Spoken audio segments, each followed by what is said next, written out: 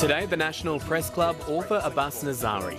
In 2001, Abbas Nazari's family fled Taliban-controlled Afghanistan and were among the desperate asylum seekers rescued by the Tampa cargo ship in the Indian Ocean. 20 years later, he's sharing his story. That's today at the National Press Club.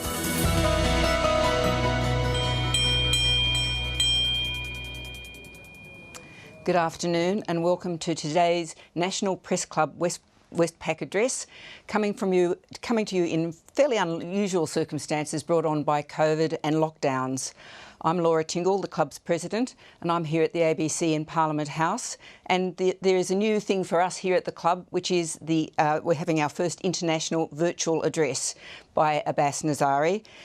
We're very pleased that Abbas can speak to us. As you heard, he and his family fled from Afghanistan and were one of the groups rescued by the Tampa in 2001. And last week marked 20 years since that incident, changed their lives and also changed Australian politics dramatically. He's had an extraordinary life and he's just finished a Fulbright scholarship in America, and he has a lot to say about what has happened to him in his life and all he has witnessed. So, Abbas Nazari, welcome so much to the club and we look forward to hearing your address. Thank you, Laura, and thank you all for having me. Hello, Assalamu alaikum, kia ora, and g'day. What an absolute honour it is today to be standing before you at this prestigious lectern. Thank you to the National Press Club of Australia for having me, and most importantly, thank you all for tuning in from your living rooms, your Zoom rooms, or wherever you may be sheltering from this plague. My name is Abbas Nazari. I'm a New Zealander, an Afghan, a refugee, a Fulbright scholar, and now an author. I'm speaking to you today from Christchurch, in the beautiful South Island of New Zealand. Christchurch, with all its wonderful faces and places, is home for me and my family. It took me 20 years to get to this point. The topic of my talk today is called After the Tampa.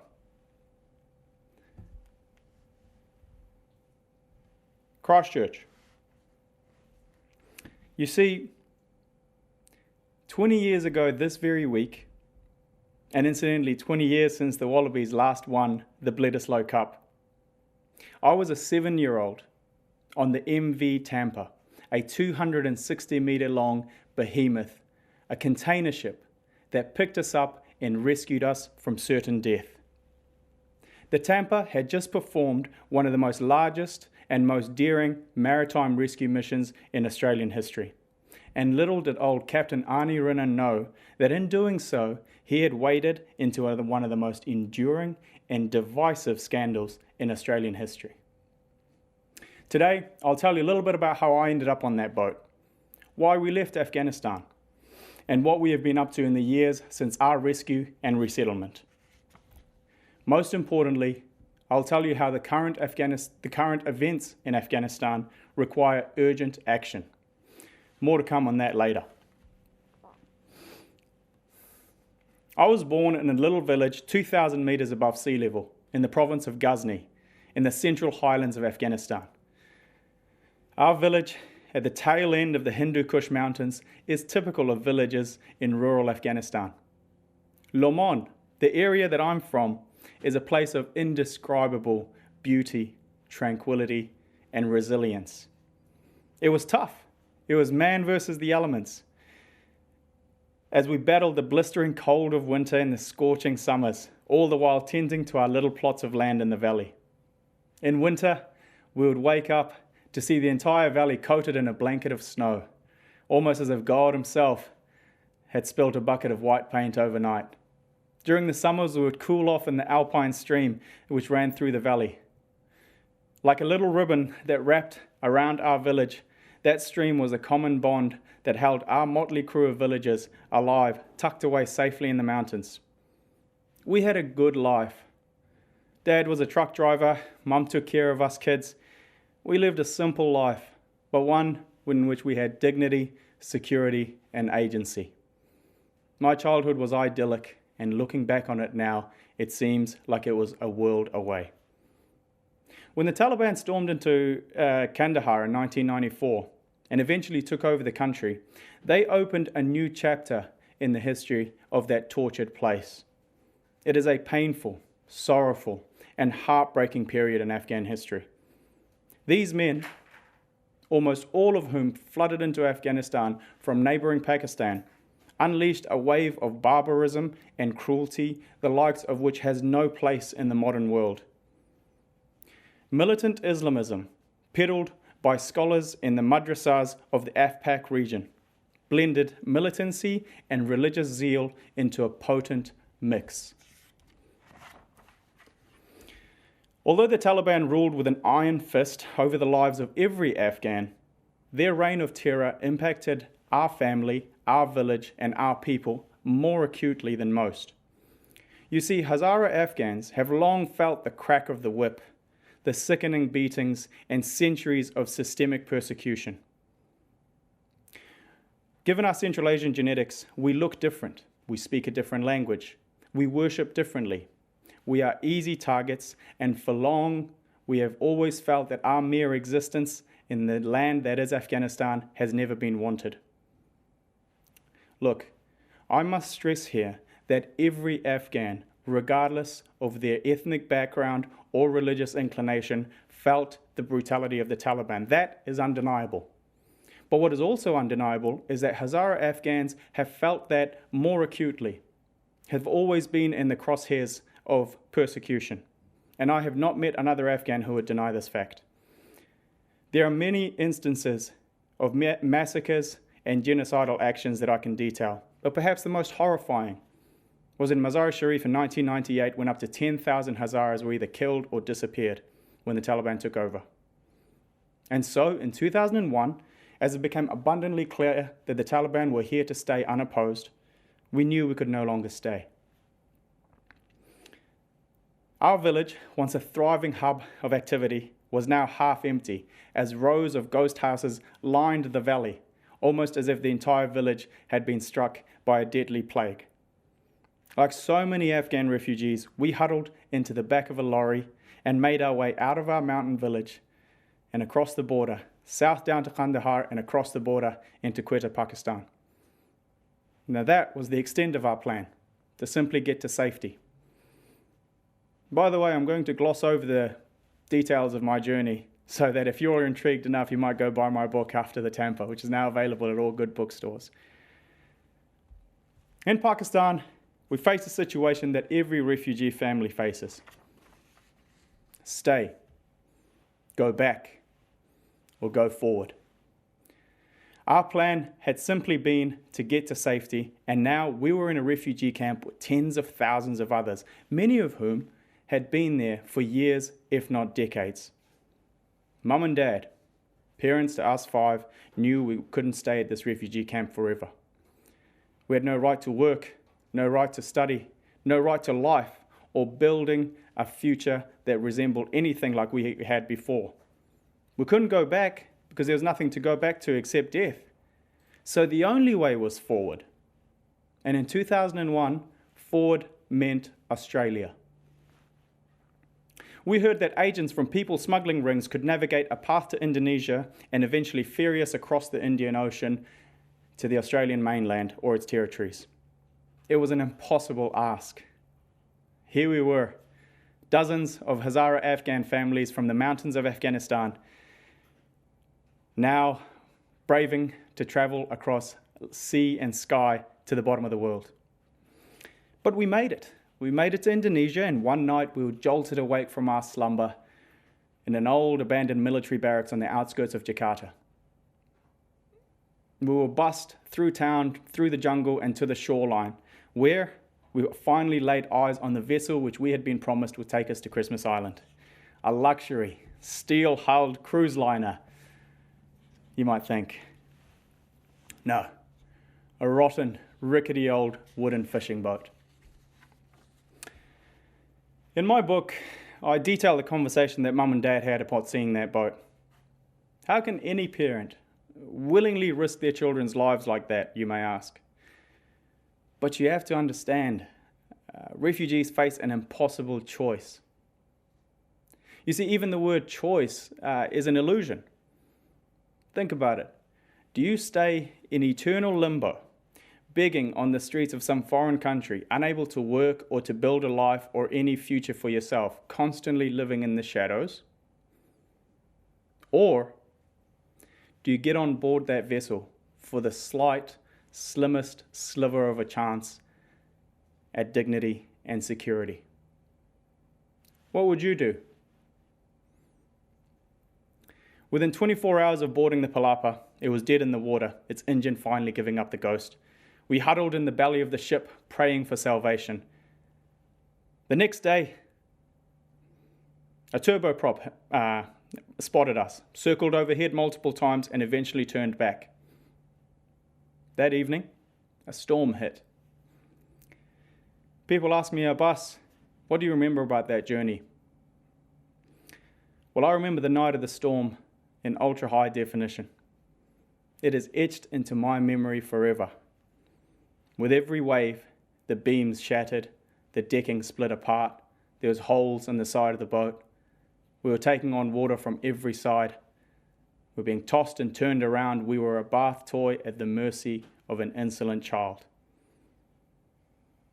We rolled around inside the belly of that ship with luggage and human waste. I remember distinctly one father clutching onto his children and muttering under his breath, "Oh Lord, if we are to die tonight, then let our bodies wash ashore so we can be buried on land." That is the level of fear and desperation that we had reached. So a couple of weeks ago, when I saw the images of those young men clinging onto the wheels and wings of an airplane, it hits home, because I know that same sense of fear and desperation that can drive a person or a people to face the impossible. We survived that night. It seemed that God himself had heard the prayers of these mountaineers in the vast ocean.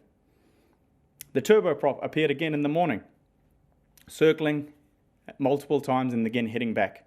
Someone aboard the Palapa had a stroke of genius to use engine oil to write out the letters SOS and help on the deck of the Palapa. The turboprop appeared again, and upon seeing that sign, it could no longer ignore our call for rescue. And on the 26th of August, it finally made the call which could have been made 24 hours earlier. Seeing the Tampa on the horizon heading towards us, man, it's hard to describe that feeling. It's almost as if you've been, drowning, kicking and screaming underwater, finally breaking the surface of that water and taking in that gulp of air. That's the only way that I can describe it. Relief, instant relief washed over us when we saw that we were going to be rescued. You are all very, very familiar with the Tampa affair. 12 weeks out from the 2001 general election in Australia, a former Prime Minister, seeking a third term and trailing badly in the polls, was now handed a gift on a silver platter to turn around his political fortunes. We were denied asylum, a right that is enshrined in international law. Captain Arnie Renan, in rescuing us, was now faced with $110,000 fine and criminal charges, let alone that he was the master of his vessel and he was simply doing his job. An elite SAS unit was deployed to turn us back from Christmas Island, even though there were dozens who needed medical attention, including 2 pregnant women. We were cut off from the rest of the world with no access to lawyers, journalists, or anyone who could plead our case. A border protection bill was tabled in Parliament. Everything was carried out with surgical precision from Canberra to ensure that in the minds of the Australian voting public, you folks sitting at your homes right now, that we were a boatload of faceless and nameless foreigners, invaders, aliens, queue jumpers, boat peoples, illegals, a threat to national security. It is populism and exclusion of the most calculating kind. What was said about us and what was done to us, all without our consent, is the sort of politics and discourse that inspires a 28-year-old man from Grafton, New South Wales, to go and massacre 51 worshippers right here in my hometown of Christchurch. A Pacific solution was proposed, where for the princely sum of $10 million of aid money, Canberra could build an offshore processing centre on the site of an old phosphate mine on the tiny island nation of Nauru. Some weeks later, that same administration would commit one of the most egregious lies in Australian political history. Regarding another group of asylum seekers, the Prime Minister and his acolytes overtly and intentionally pushed forward the fake news, children overboard. A piece of fake news which would further dehumanize those seeking asylum. Look at these people, they would say. These people would throw their own children into the water. They have no place in Australia because we are a country of values. It is amidst this ugly scene that New Zealand came to the rescue. In a bid to break the stalemate, the New Zealand government under Prime Minister Helen Clark offered to take up to 150 of us, prioritising those in family units. For me and my family, this was a new page in our story. For those who weren't so lucky, they would become the first inmates in those open-air prisons in the Pacific. After spending 5 weeks, a total of 35 days at sea, a charter plane picked us up and brought us to Auckland, New Zealand, where life for us began. But for those who weren't lucky, they would spend 3 years in a tent in 40-degree tropical heat with no end in sight about when they might be released. They would eventually be resettled to New Zealand and elsewhere. And theirs is an incredible story of fear, fortitude, and family. I take my hat off to them.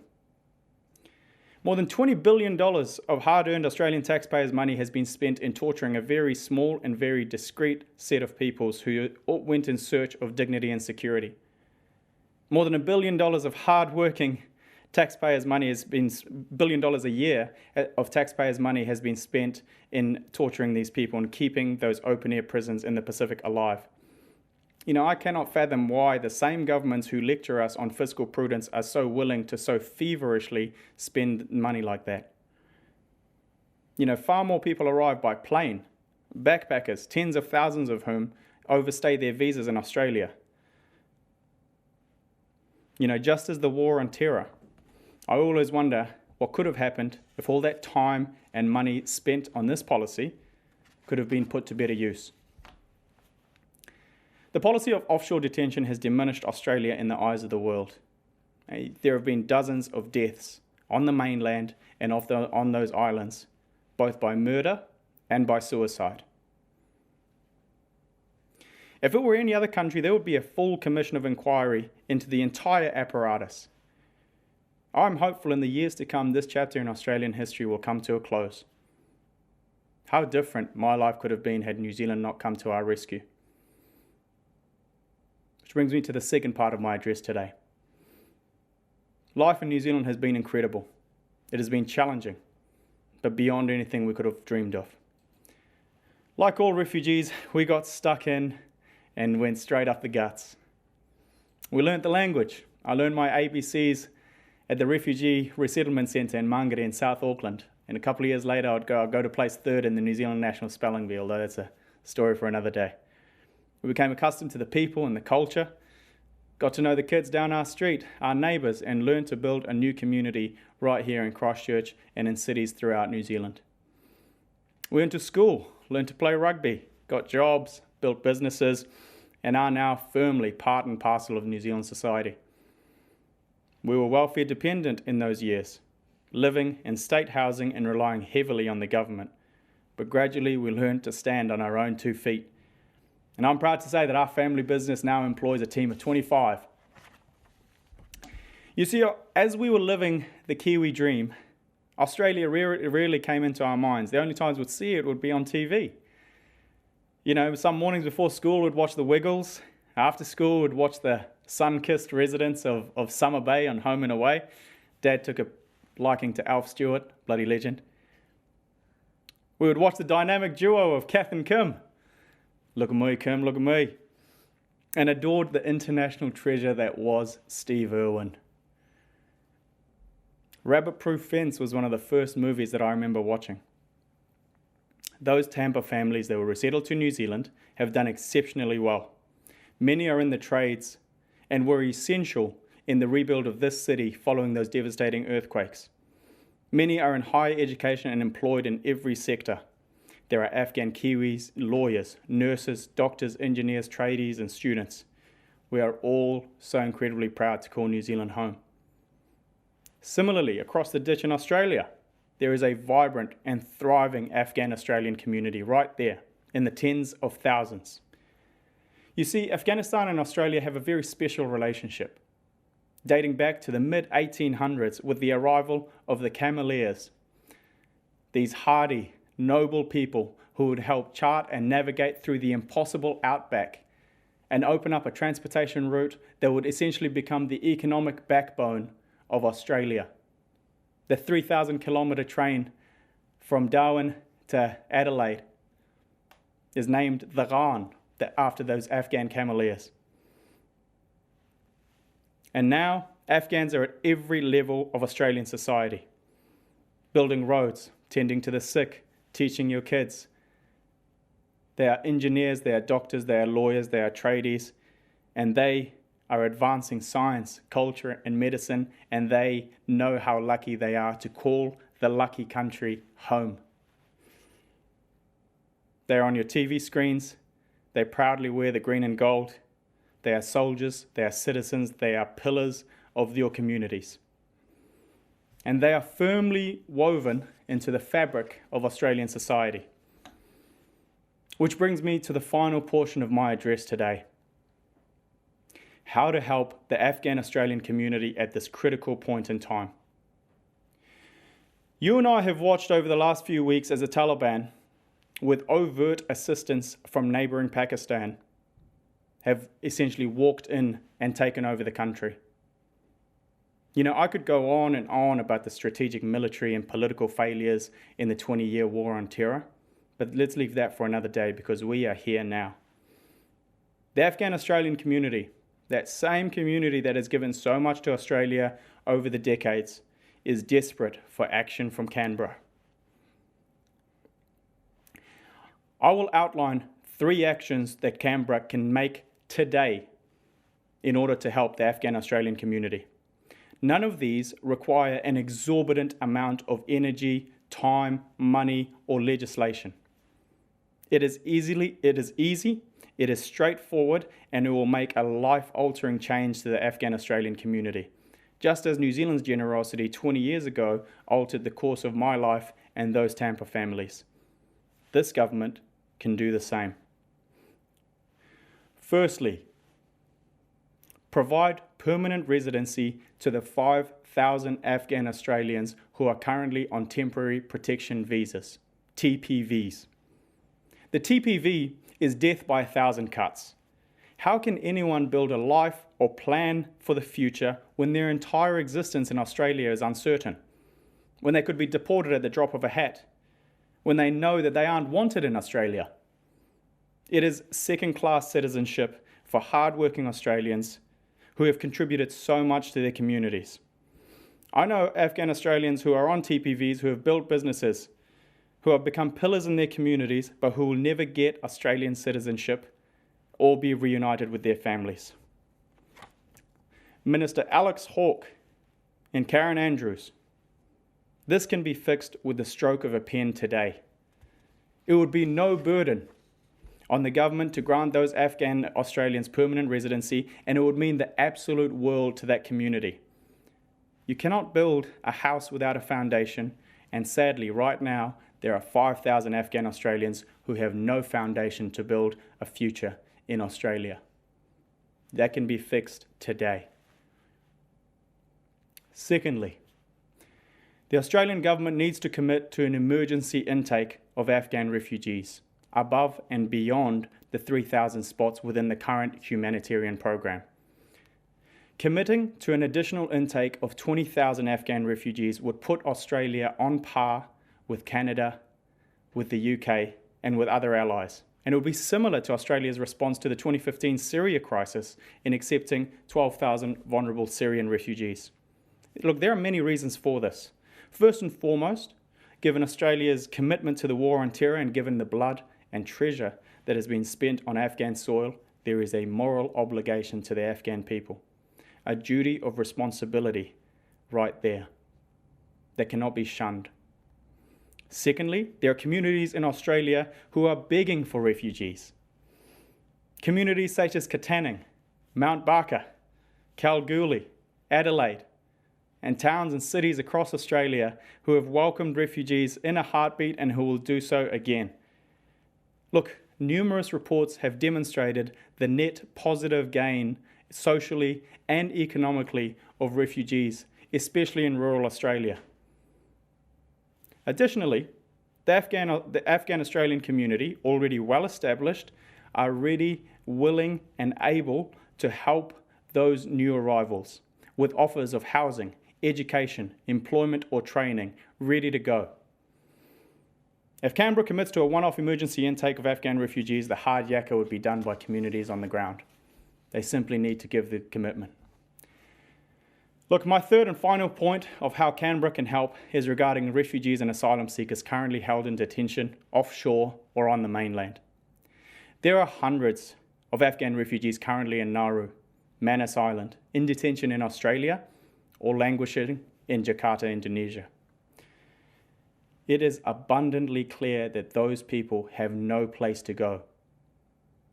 Is this government willing to turn those people back and say, go back to Afghanistan in the current state that it is in? It has closed the door on them. New Zealand has consistently offered to settle up to 150 refugees currently in offshore detention, an offer that has remained unanswered in Canberra since it was first made in 2013. Look, it is a cruel torture to deny those people a chance at a new life, knowing that they can't go back and that offer is right there on the table. Since 2014, Australia has placed a ban on the resettlement of refugees from Indonesia.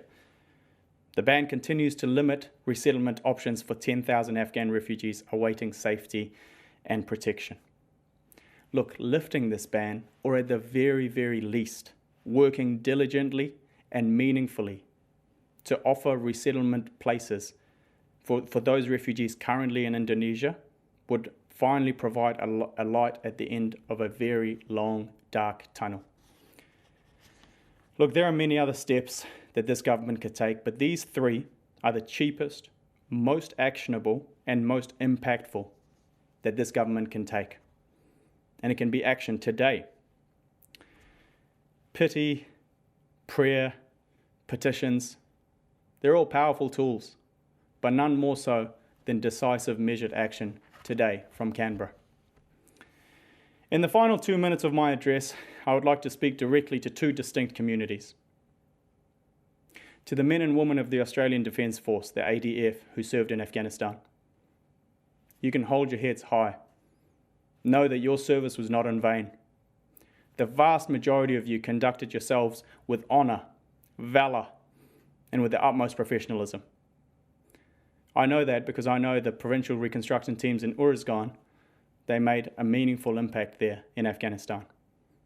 Look, there were some who stained the storied reputation of the ADF, sometimes in the most heinous manner, as outlined clearly in the Brereton report. But for the vast majority of veterans, know that your service shall not be forgotten. 41 lives lost on Afghan soil, nearly 500 lost to the mental battle at home. I hope that this government supports the ADF community for whom the battle rages on. To the Afghan Australian community, we have been here before. It is almost as if we've come full circle. A new chapter has opened up in the tortured history of the homeland. In order to make the most of a country like Australia, we need to acknowledge that there are no one-way streets. You give, but you must almost take. You take, and you must almost give. In order to move on, we must travel light, and that means sorting through and discarding some of the baggage that we have carried on for too long. Tribal politics, a village mindset, the religious baggage that has no place in a country like Australia. That is tough to do, but it will ultimately help in the resettlement pathway. I want to finish off with this statement, if it is not already clear. Look, I think Australians are bloody good people. I have worked, travelled with, studied, followed and grown up with plenty of Aussies along the way. They're some of the most generous and open-hearted people I've ever met. The residents of the lucky country realise their luck, and they go to great strengths and great lengths to share it with others. But it is absolutely tragic that over the last 20 years, there has been a definitive hardening of hearts. Language that is used to divide, denigrate, and dehumanize those who simply wish for dignity and security is firmly set on the tongues of Australian lawmakers. The Tampa was a turning point in Australian politics. Now, on its 20th anniversary, Australia can change track and perhaps turn back its own boat. Prime Minister Scott Morrison, Ministers Alex Hawke and Minister Karen Andrews, you have the ability to change the lives of so many Afghans right there in Australia and abroad. Just as New Zealand offered me and my family and my little community of Afghan New Zealanders a lifeline 20 years ago, Australia can finally do the same. We will decide who comes to this country and the circumstances in which they come, said a former Prime Minister. Well, you certainly can. And 20 years on from that statement, this government has the power to give that very sentence a new meaning, a new breath of life. And so the question is, will you do it? Thank you. Thanks so much, Abbas. That's given us Thank you very much. a lot to think about. If I can start with the Tampa and everything that followed from it. As you say, Australian policy has settled in this spot, hardened hearts, but also of basically people shrugging their shoulders and saying, what else do we do? You know, turning back the boats works. The language is all about stopping the people smugglers, so it doesn't sound like we're persecuting refugees, we're just stopping people smugglers. They talk about the push-pull factors, that if people think that they can get on boats, they'll come. What would you say? I mean, can you see an alternative policy? I notice in your book you actually say that you don't want to see those signs of people drowning at sea, and neither are you advocating for countries taking in the millions of refugees around the world. But what do you see as the alternative to Australia's current policy on asylum seekers? Thank you, Laura, and that's a fantastic question, and I really appreciate you bringing that right to the fore. Look, I want to be the first to admit and the first to make it absolutely clear that I do not want a return of the boats. Having gone through what we went through, having gone through that ordeal, I wouldn't want to wish it on anybody. You know, a week after we were rescued, we had that tragic accident, whatever you might call it, of Ciev X. Suspected illegal entry vessel X, where upwards of 350, mostly Iraqi asylum seekers, were killed or drowned in a storm. That could have been me. So I do not want that on anybody. I don't want a return of the boats. And like you said, like you rightly say, that policy has worked. The boats have stopped. The people smuggling rings have been mostly disestablished. But my point here is that for the last 20 years, thousands of people have been sent to these open-air prisons in the Pacific, essentially being tortured by the state. And you have to ask yourself, at what cost? I mean, there's the financial cost, which I outlined, but there's that cost to the conscience and the reputation of Australia. So there has to be a better way. As I outlined in my book, After the Tampa, I don't wish and nor is it feasible for every country, every signatory to the UNHCR, even if they were to increase their refugee intake tenfold, it wouldn't put a dent into the more than 80 million people who are displaced, 26 million of whom are refugees living outside their own country. It wouldn't make a dent. So what I outline is that, you know, if you're so eager to spend 20 billion Australian dollars in offshore detention, imagine what you could do if that was spent to better use. And in my book, I outline that perhaps the best way and the most long-term way is to invest at the root cause of displacement. You know, why are those some civil societies collapsing and causing displacement? And also, we have to be clear, it's 2021. Climate change is going to be the biggest reason for movement. I mean, here we are in the Pacific. It's very likely that over the coming decades, our countries, Australia and New Zealand, will be responsible and share a burden of responsibility there for the tens of thousands of low-lying residents of low-lying islands in the Pacific. And so there is a duty of obligation there. And so you have to think, in order to fix the refugee crisis, the displacement crisis, and asylum seekers, putting them on a rock in the Pacific is definitely not the solution. I suppose I'll just indulge my presidential rights and just ask you a follow-up on that, which is, if you say you want to fix the root cause of these problems, how do you actually do that? Because you could argue that Western countries intervening in a lot of places like Afghanistan has actually been the cause of the problems in the first place, and there have been attempts, obviously, over the last 20 years to actually put back into Afghanistan, and it doesn't seem to work. So what would you have to do differently? Right. Again, appreciate you asking these questions, because these conversations really ever happen. We have to admit that with every country, with every society, on every level, it's a mix of both internal, domestic, and external factors that force a country to either thrive or collapse, as it has recently in Afghanistan. So internally, there are some problems that no amount of Western intervention, no amount of foreign power or aid or domestic or overseas development assistance will help. You know, those countries need to take a long, hard look at themselves and say, why are we in the state that we are? And that is an internal domestic issue that many countries have either failed to address or are unwilling to. Externally, like you point out, 20 years and something like $3 trillion later in Afghanistan, the United States and international allies have very little to show for it. So you wonder, you know, is a military occupation, is military intervention, drone strikes and all the rest of it, is that the answer? A foreign occupation force, is that the answer? Well, I think 20 years and $3 trillion later and tens of thousands of both civilian and military casualties, I think we have our answer, and it is no. So what to do differently?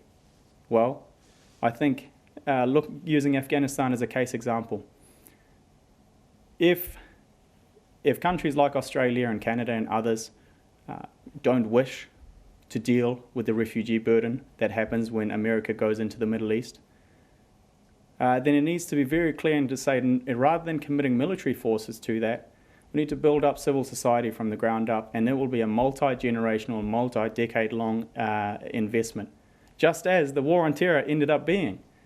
So imagine if we had done that from the get-go. Look, there are others who would give a far more developed answer than me, but I know perfectly well that addressing something at the root cause, it'll take much longer, and it might take a lot more money, but ultimately it will yield a much better result. Thanks. Our next question is going to be from Mark Kenny. Thank you, Laura. I hope everyone can hear me. Thank you for your address. It was profoundly interesting and moving, and you speak with, obviously, the experience that very few can bring to this ongoing debate, which is one that has bedeviled, I think, policymakers and politics in this country for a long time. You spoke of the extraordinary brutality of the Taliban. That was one of the other things about which you can speak firsthand. And I just wonder if I could ask you what your view is about the extraordinary timing of all of this, because here we are, the 20th anniversary of the arrival of the Tampa. We're now on the eve of the 20th anniversary of September 11, and of course all of the events that unfolded then. And yet the US decides to pull out, and to do so summarily at a time when, setting the actual final date being September 11. I wonder what your view is about why it was that the Western countries involved in this ill-fated campaign in Afghanistan were so apparently either ignorant of or eager to hand the Taliban what appears to be a massive propaganda victory, virtually a trophy date, which marks both the start of the invasion and then their final victory. Fantastic question. Look, the timing, the symbolism of the timing is not lost on anybody. And I'll give you a couple of more dates as well. 19th of August, 1919. That was when the Anglo-Afghan Treaty was signed, and Afghanistan, and the country as it is today, entered the family of nations. You know, that was enacted 2 years later. So 19th of August, 1921, 100 years, almost to the very week, the Taliban come and take over on the 15th of August, 2021. And then this weekend, is the 20th anniversary of the 9/11 attacks, marking the end of the 20-year war on terror. Look, there are so many dates, so many symbolic numbers there. But what I like to say is, I agree that no amount of the US and the international military occupation of Afghanistan could no longer continue. That's my thought.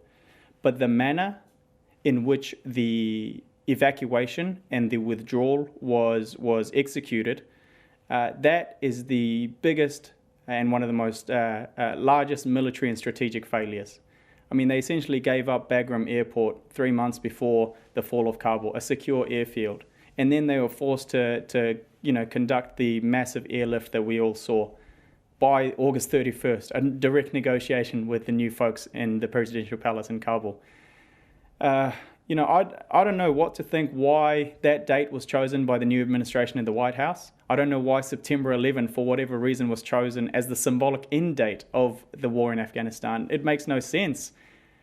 I understand Biden's predicament that he had been given a deal that was signed by his predecessor, and he could either continue it or rewrite it and risk staying there for years. But it has to be said that the last 6 months have been an absolute failure on so many levels. They haven't held the Taliban to account as they were signed that Doha peace agreement, and then they leave with their tails tucked between their legs.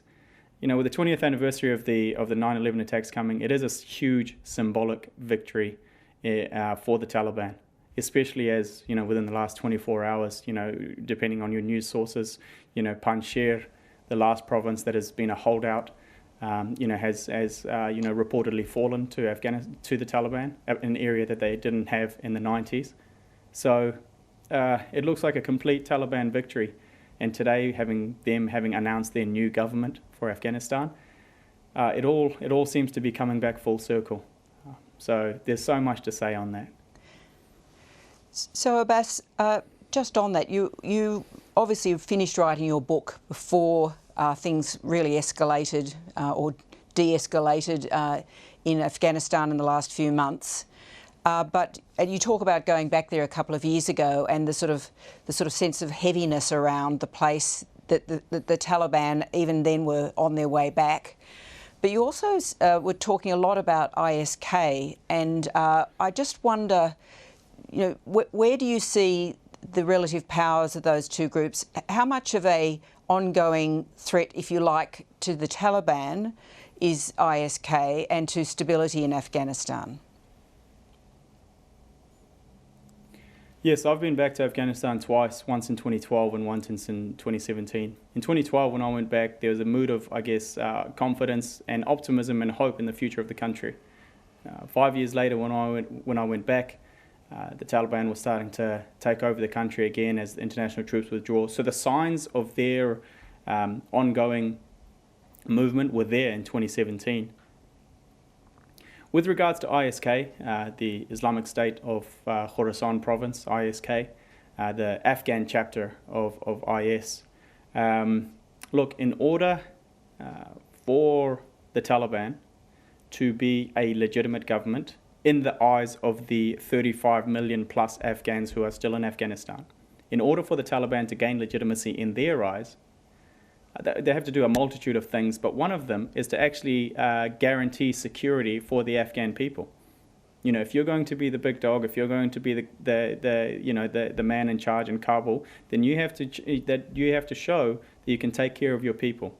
And one of the groups that they have to essentially eliminate or contend with is ISK, which has has its own brand and its own ideology and its own ruthlessness. In my book, I outline some of the most heinous attacks that ISK militants have claimed responsibility for. The Doctors Without Borders facility, where they literally went into the maternity ward and killed 24 mothers and babies. And most recently, I think we all saw something like 200 Afghans who were killed in that double suicide bombing at Hamid Karzai airport. So in order for the Taliban to say that, look, we are the new government in Afghanistan, they will have to show the Afghan people that they are legitimate and they will rule and they will ensure the security of the people. Whether that happens, it remains to be seen. Our next question is from Anna Henderson. Anna Henderson, SBS World News. Thank you so much for your address. I think you've already touched on this, but I wanted to perhaps ask you to expand on whether or not you think the Australian government should trust what the Taliban says now that it's back in power, and whether the words of the officials about this new era of engagement and equality that they are speaking about is matching the deeds on the ground in Afghanistan. Thank you. That's a fantastic question. The ongoing question about the legitimacy of the Taliban government. First and foremost, I want to make it absolutely clear that this is me speaking my own personal capacity. I don't speak for anybody, no group, and no ethnic group, no religious group, no community group. This is my own personal view. I have read and I have looked at and I've listened to the statements coming in from the Islamic Emirate, the leadership there in Kabul, and to the Western media, to the journalists there listening in. They are presenting, the Taliban spokespeople, they are presenting a moderate and modernized Taliban 2.0. You know, their spokespeople are fluent in half a dozen languages, they're better groomed, they're charismatic, incredibly social media savvy. All to give us the illusion that perhaps they are not the Taliban that ruled with an iron fist in the 1990s. But we have to be absolutely crystal clear here.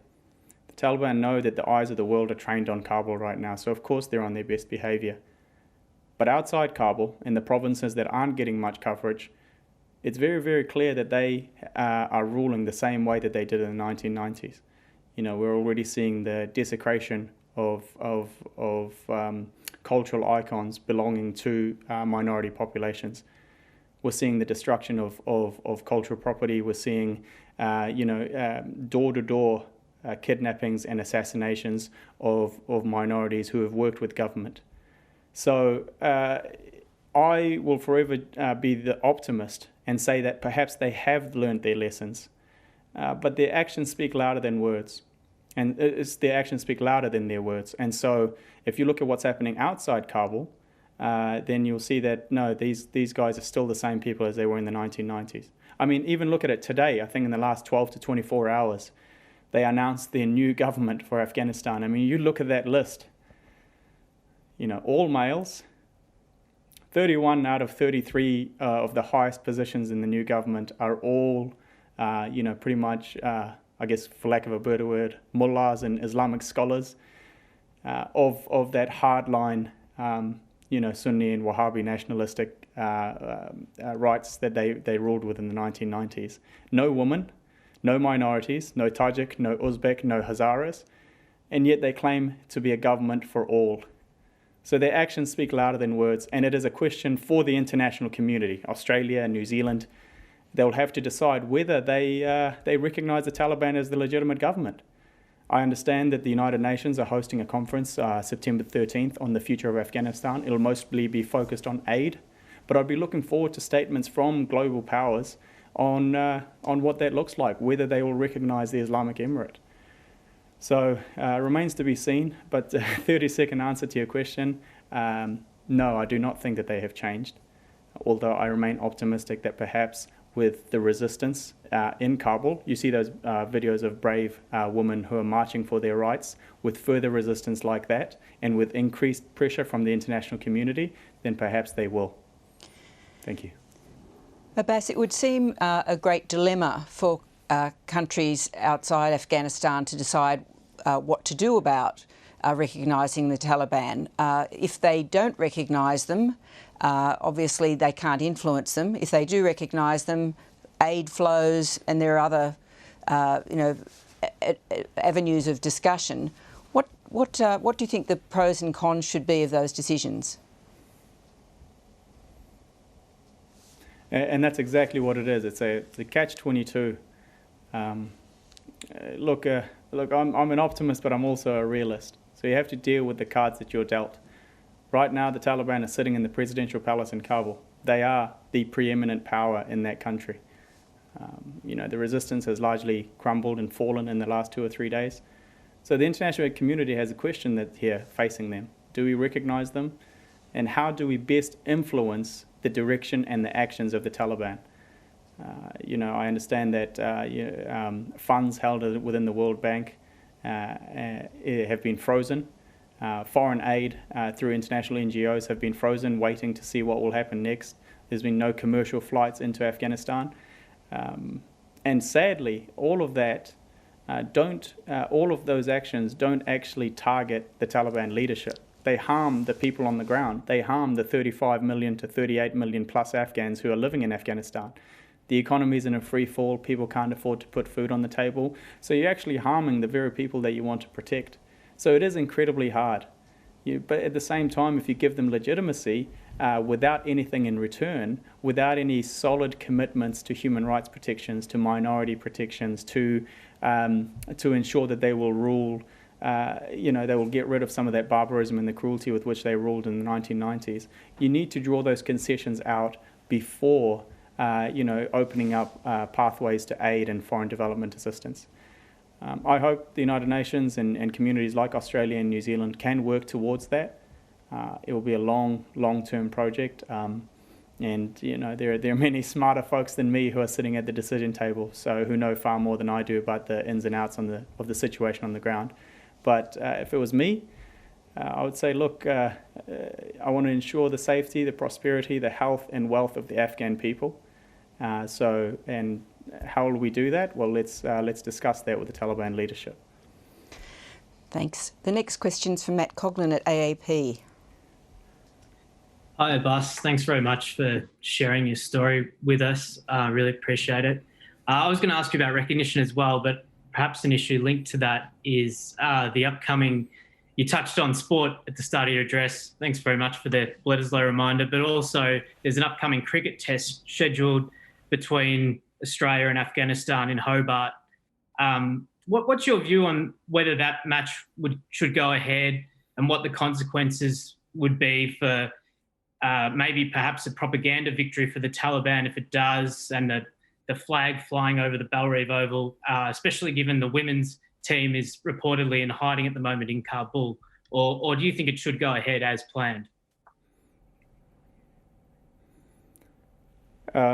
Firstly, thank you for drawing light on the Afghan national cricket team.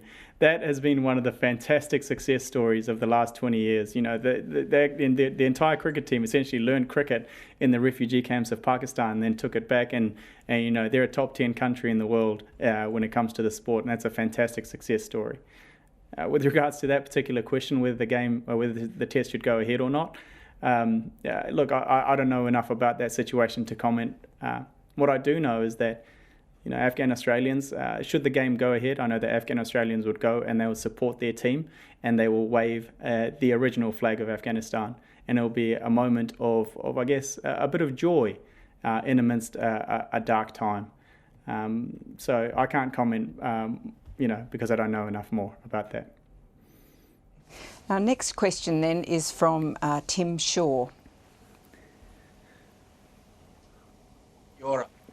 Tim Shaw, a director of the National Press Club in Canberra. Thank you so much for your address. You've spoken directly to Prime Minister Scott Morrison and Ministers Hawke and Andrews. Literally a stroke of the pen, based on your address today, can save and change so many lives. And it took Helen Clark, the Prime Minister of New Zealand, a stroke of a pen to allow you and your family to settle in New Zealand. You've made your position clear about what the Australian government can do. Can you just articulate what conversations you or others you know have had with Prime Minister Ardern of New Zealand, with your own Foreign Minister, and how that proposal that you put, that Australia and New Zealand have been mates for a long time, the ANZAC, that tradition of working together and backing each other, what are you saying to the New Zealand government today about their actions? It's surely more than 150 more refugees. Your thoughts on that? Fantastic, and thank you so much for asking that. And I really, it's a great question because, it'd be very hypocritical of me to be standing here lecturing Australians on what to do from New Zealand without addressing my own backyard first. To give you a little update on what we've been doing, the Afghan New Zealand community here, we have been campaigning hard and vigorously for more action from the Ardern government. And we have won some successes. We have had ministerial discussions, and I know within the next coming days, literally the next 2 or 3 days, or perhaps even early into next week, they will make an announcement with regards to pretty much all those things that I just talked about. Family reunification. We don't have TPVs in Australia, so we don't need to worry about that. That's a very Australian thing. Family reunification pathways and an emergency intake of Afghan refugees. That number is very flexible, but our ask is a minimum of 2,000, and I know that the Green Party of New Zealand supports upwards of 5,000. So that's the campaign we've been leading, and I'm very, very confident that we will hear back in the next 2 or 3 days on that, and we've been putting immense pressure on the Ardern government to act on that. This government has pitched itself as a government of kindness, of compassion, of empathy, and by and large, it has lived up to those high ideals. And I think that if there were no action, it will be a huge dent to that reputation. So I am confident that they will announce something. I was hopeful that we could hear back before my address, so I could stand here and say, look at what New Zealand is doing, and look at what New Zealand has announced. But I understand that those conversations are happening in the background. So some cooperation between the two countries would be fantastic. I know that during the airlift out of Kabul airport, the Department of Defence in Australia and the New Zealand Defence Forces, they worked together to bring back Afghan and Australian passport and visa holders out of Kabul. So I know that cooperation can happen, and perhaps it can happen again. I know that our two countries have isolation hotels, a very similar isolation hotel system. All of that can happen. So we're waiting to hear, and I was very hopeful we'd hear before today, but keep an eye out on that news shortly. Abbas, it's been fantastic having you talking to us today. A lot more we could discuss, but we're running out of time. I feel tempted to ask you how to spell silhouetting, which I think was the word that that may have got you into trouble in that famous spelling bee in New Zealand. That's right. I tripped on the word silhouetted in the National Spelling Bee. Thanks for bringing that up, Laura. That's fantastic. Sorry about that. That was a bit unkind. But look, it's a fantastic book. Congratulations, and thanks for your contribution to our debate. We'll be sending you a membership card for the National Press Club in the post, and I'm told that it will get you into the National Press Club in Washington and clubs all around the world. So hopefully you'll be able to come and visit us here at some stage when this pandemic allows that. But once again, thank you so much for your time today. Fantastic. Thank you, Laura, and thank you to all of you who have tuned into today's address. Please don't forget Afghanistan. Please don't forget Afghans in Australia. They need your support at this critical time, and I hope and pray that you can be a part of that. There are many links and petitions in my social media handles and at the hashtag Action for Afghanistan, so please follow those. Thank you. Thanks so much for joining us this afternoon.